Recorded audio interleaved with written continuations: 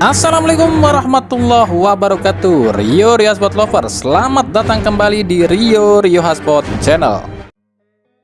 Kita awali edisi kali ini dari Persebaya. Persebaya kabarnya akan lakoni laga anniversary pada 29 Juni nanti. Dan katanya sih lawannya ini tim dari satu provinsi. Dan ini tuh dipilih melalui voting ya.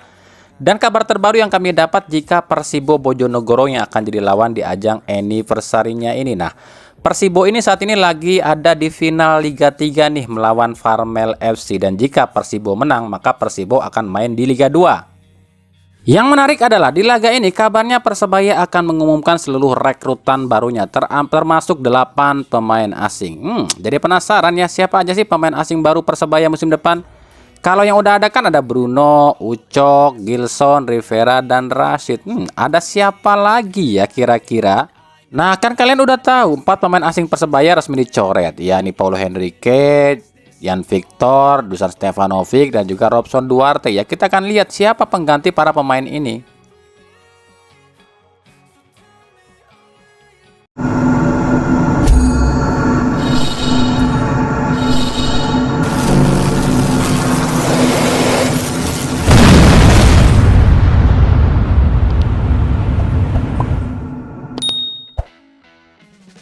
Lanjut ke timnas dulu ya. Timnas U20 kita tahulah kalah 0-3 dari Ukraina U20. Gimana nih menurut kalian? Soal permainan anak asuh Indra Syafri ya, siapa tahu kalian lebih pinter menganalisa daripada kami ya. Cuma satu hal yang menonjol buat kami, yakni nggak ada tuh yang namanya penghujat, bahkan nggak ada yang gembar-gembor tuh buat bilang Indra Syafri out, nggak ada tuh. Coba kalau Sintayong yang pegang, 3 hari 3 malam tuh. Pasti nih di akun-akun media sosial banyak tuh kata-kata Sintayong out, Sintayong inilah, Sintayong itulah. Ya kan, ini realita loh. Kalau Indra Syafri mah anteng-anteng aja. Pasti yang komentar gini nih, oh wajar lah kan pemainnya juga baru semua. Oh wajar lah kan pemain diasporanya baru dicoba. Oh wajar lah inilah, oh wajar lah itulah. Ya kan? Iya sih emang wajar, buat kami juga wajar. Tapi kenapa ketika Sintayong melakukan itu, Sintayong nggak dibilang kayak gitu? Ya kalau mau fair, ya fair aja, komentar aja, kritik aja, nggak masalah. Ya kalau kami pribadi ngelihatnya permainan timnas U20 kemarin ya masih berantakan, masih jauh ya. Koneksi belum ada, chemistry masih belum terjalin, koordinasi masih berantakan, amburadul. Bahkan kalau kami pribadi ngelihat ya di laga kemarin lawan Ukraina itu ibaratnya ya Doni Tripamungkas bersama 10 batang kayu. Sebab ya kalau kami lihat cuma Doni yang menonjol kemarin deh. Tapi ya nggak apa-apa gitu aja, kritik aja nggak apa-apa. Siapa tahu kan kritikan kita ini tuh didengar sama Indra Syafri dan bisa menjadi bahan evaluasi sama Indra Syafri. Untuk pemain-pemain diaspora yang dicoba oleh Indra Syafri kemarin, kami pikir butuh waktu lebih lama lagi untuk adaptasi, terutama James Raven ya. Dia ini butuh lebih banyak untuk bermain bersama pemain timnas yang lainnya, sebab terlihat banget ya James Raven ini masih kaku loh pergerakannya bersama timnas yang lain. Nah, gimana menurut kalian? Oke, sebelumnya kami disclaimer dulu ya, jika apa yang akan kami sampaikan ini tuh masih bersifat sebatas berita aja loh ya. Bisa benar, bisa tidak, sebab kami pun tahu ini dari orang terdekat yang kami dapatkan informasinya. Jadi musim depan Persija ini akan kedatangan satu orang yang cukup kuat, dan itu berasal dari Persib. Udah tahu dong siapa dia? Ya kemungkinan dia adalah Deputi CEO Persib Bandung Teddy Cahyono yang kabarnya justru akan merapat ke tim asal Jakarta. Tapi kami pastikan ini semua baru sebatas rumor loh ya. Kalaupun benar Teddy ini ke Persija, ya ini keuntungan bagi Persija. Sebab ya kita sama-sama tahu lah, jika yang namanya Teddy ini ahli banget meracik soal bisnis. Buktinya dua tim Persib yakni Prawira Bandung dan Persib dijadikan juara.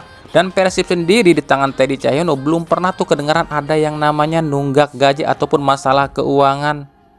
Ya seandainya saja Teddy Cahyono memang benar masuk ke Persija, ini menjadi keuntungan buat Persija di tengah keuangan Persija yang lagi goyah. Karena ya Teddy mungkin bisa mampu ya menjawab kestabilan keuangan Persija. Terus bagaimana dengan Persib kalau seandainya Teddy Cahyono ini benar-benar pindah ke Persija? Ya kami nggak tahu. Sebab ya gini loh ya, Persib itu secara keuangan sebenarnya nggak ada masalah loh. Persib itu uangnya banyak. Cuma yang jadi masalah di Persib itu bisa apa enggak mengelola itu duit.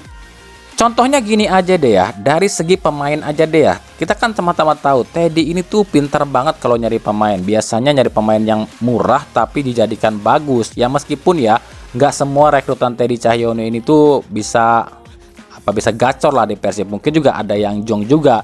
Tapi kan kebanyakan yang diambil oleh Teddy Cahyono kan tadinya dia nih nggak jadi bukan siapa-siapa, ketika masuk ke Persib justru jadi mahal kan. Nah sekarang kalau Teddy Cahyono ke Persija, apa jadinya Persib? Siapa orang yang akan mengurusi soal rekrutan pemain? Nah kalau orang yang dilimpahkan tugas ini orang yang nggak ngerti ataupun orang yang nggak tahu sistem bisnis, ya mungkin aja dia ambil pemain mahal tapi tiba-tiba zong. Artinya apa? Ujung-ujungnya Persib rugi.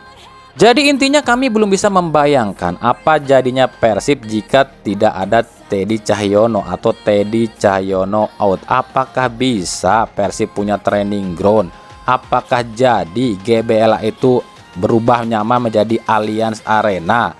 Karena kan semua itu rencananya Teddy. Dan apakah Persib akan sukses seperti sekarang?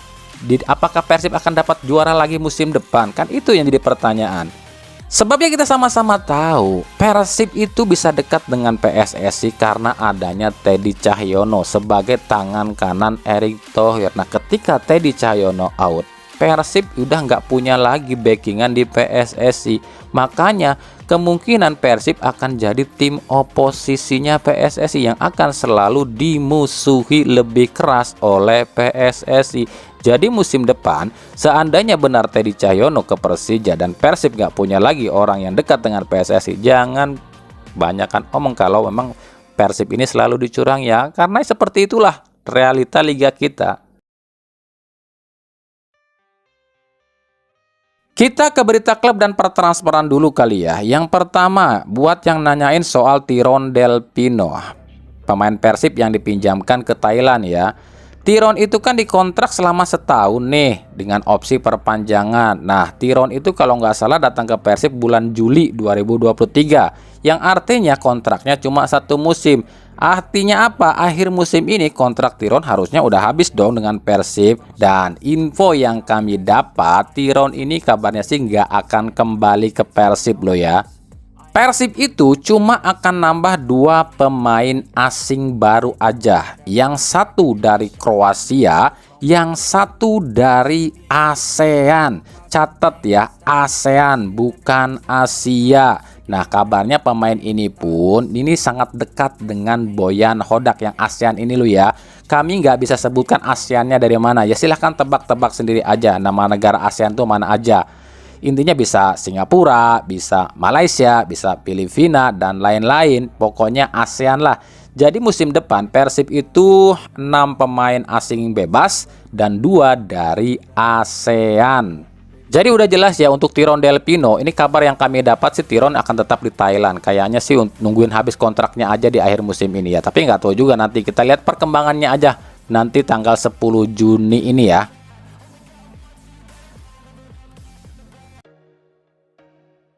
Yang kedua ada Malut United yang sudah deal nih dengan 2 pemain asingnya. Yang pertama Casio Shed, 30 tahun asal Armenia, berposisi sebagai back. Yang kedua adalah Adriano Castanheira, berusia 31 tahun, Portugal, gelandang. Baru 2 itu ya pemain asing yang sejauh pantauan kami udah ada di daerah Malut United ya. Untuk pemain lokal kemarin kalian udah tahu lah ada Mana Hatilususen yang udah resmi ya ke Malut United. Sisanya itu mungkin ada Wahyu Pras, Ucil, dan juga yang lain-lain ya, Dua Sayuri termasuk ya. Kita tunggu aja. Yang ketiga ada Barito Putra yang kabarnya justru nggak akan memilih Pedrinho dari Persikabo dan lebih memilih Lucas Morelato, gelandang asal Brazil berusia 30 tahun yang main di Liga Cina. Sisanya ya mungkin masih sama kayak kemarin, ada Levi Madinda, Lucao, ada Alhaji Gero, Cesar Molina, dan mungkin Pedro Montero. Sisanya ya 2 pemain Asia, ya ditunggu aja ya.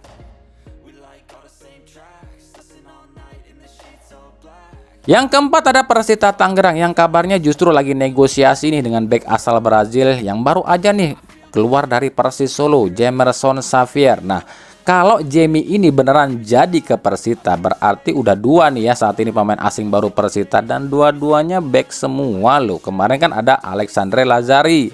Untuk yang lain masih dalam proses ya.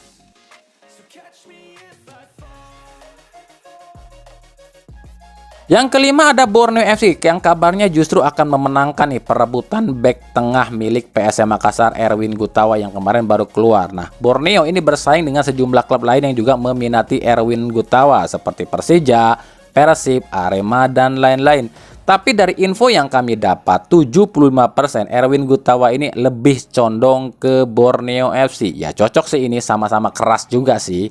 Tapi kami pastikan ini semua masih sebatas rumor loh ya. Bisa jadi batal, bisa jadi enggak. Kalau batal mungkin bisa ke klub lain juga kan. Nah, jika memang Erwin ini ke Borneo, ini mungkin saja ya. Sebab Borneo ini kemungkinan akan ditinggalkan oleh Rizky Dwi yang dipinjam dari Arema kemarin. Nah, Rizky Dwi ini kabarnya justru akan merapat ke Persis Solo. Ya, kita lihat nanti aja deh.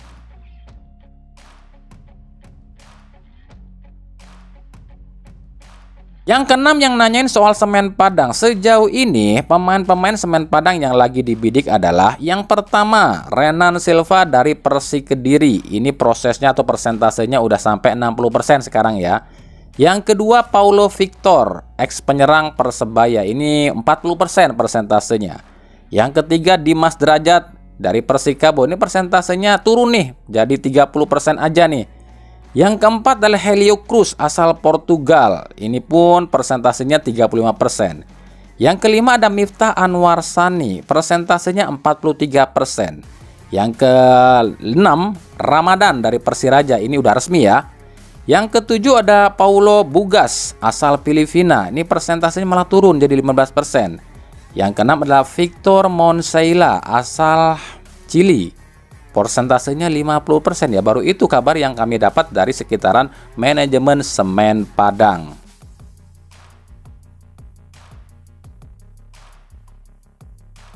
Yang ketujuh Bali United. Bali United belum banyak nih pemain yang masuk. Saat ini lagi sibuk melepas pemain. Yang terbaru ada Haudy Abdillah yang dilepas nih. Nah, kabarnya Haudy ini tuh akan pulang ke PSIS nih.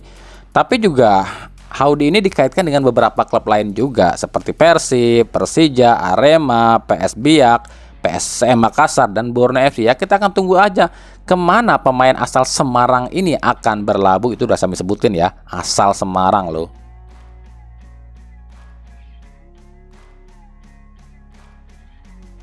Yang kedelapan Persik Kediri. Persik Kediri juga belum rame nih pemain yang masuk. Sejauh ini sih baru Ramiro Vergonzi aja yang udah pasti akan bergabung ya. Selebihnya masih ada Ezekiel Vidal, Brandon Lucas, juga William Mota. Itu semua masih dalam tahap penjajakan. Kenapa sulit banget Persik Kediri ini dikorek informasinya? Sebab untuk urusan rekrut pemain musim ini tuh Persik Kediri itu diserahkan pada bos utamanya, yakni Arthur Irawan. Jadi jangankan kami ya, para pencari berita agak kesulitan mengorek informasi. Sebab ya agak susah cuy ngorek informasi dari seorang bos klub gitu loh. Paham ya? Oke, baru itu dulu ya berita soal transfer. Nah, ikutin terus aja terus. Soalnya namanya transfer ini kan belum dibuka juga, 10 Juni belum dibuka. Tapi kan setiap hari pasti ada update. Makanya jangan sampai ketinggalan maksud kami.